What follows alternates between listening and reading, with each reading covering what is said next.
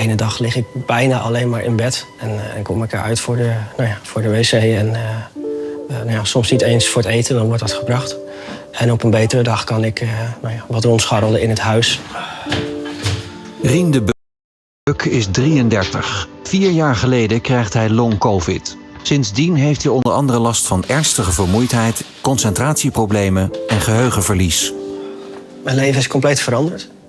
En ik ben eigenlijk constant bezig met hoe geef ik niet te veel energie uit. Want als ik dat even vergeet en even enthousiast reageer op mijn dochter of even een dansje doe of zo, dan krijg ik daarna de straf van de ziekte.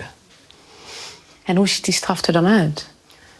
Als ik zo'n crash heb, dan lig ik op bed in het donker, rillen, pijn, misselijk vaak ook. En dan is het gewoon wachten tot het voorbij gaat, naar het plafond staren. Welke wil je liever? Rien kan niet meer werken. Ook is de opvoeding van zijn dochtertje vaak te zwaar. Ik zie ook mijn dochter opgroeien, terwijl ik eigenlijk... ik kan haar steeds minder goed bijhouden. Ze loopt steeds harder, steeds verder. En als ze dan naar de voordeur loopt en ze zegt open, dan breekt je hart wel, want ik kan niet met haar naar buiten.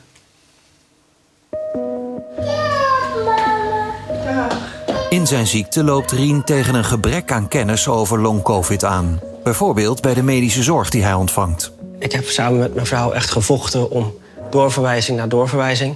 En nu zitten we bij een goede arts die doet wat hij kan binnen de beperkte mogelijkheden die hij krijgt. Maar als hij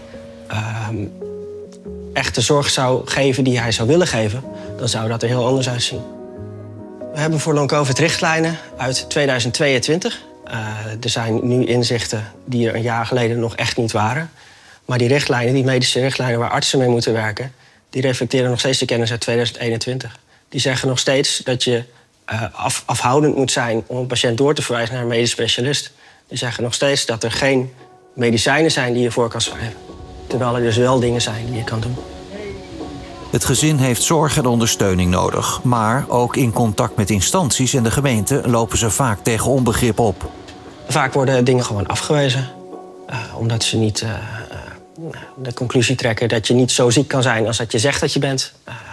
Dat gebeurt heel vaak bij het UWV ook bijvoorbeeld, als mensen gekeurd worden op arbeidsongeschiktheid. Of dat er besloten wordt dat je niet chronisch ziek bent. Dat het niet permanent genoeg is om voor bepaalde regelingen in aanmerking te komen. De kennis en de erkenning van long-covid ontbreekt breed in de samenleving. Dus het is ook niet gek dat een groot deel van de samenleving niet gelooft dat wij daadwerkelijk zo ziek zijn en dat het daadwerkelijk chronisch is. Dat is gewoon een gevolg van het falen van beleid. In het afgelopen week gepresenteerde regeerprogramma staat namelijk niks over long-covid. Het is enorm frustrerend om te weten dat er zoveel andere patiënten met hetzelfde zitten en dat het in de politiek gewoon niet serieus wordt opgepakt. Er is geen plan, er is geen langetermijnsvisie. De regering heeft in het regeerakkoord en de Rijksbegroting eigenlijk tegen deze mensen gezegd: of we zijn je vergeten, of we hebben besloten om niks voor je te doen. En ik weet niet welke erger is. Hoe kijk jij naar de komende paar jaar van jouw eigen leven? Mijn leven is eigenlijk heel klein geworden. Er is weinig om op vooruit te kijken. Ik ben gelukkig binnen de omstandigheden met mijn gezin. En ja, veel groter is het niet. Ja.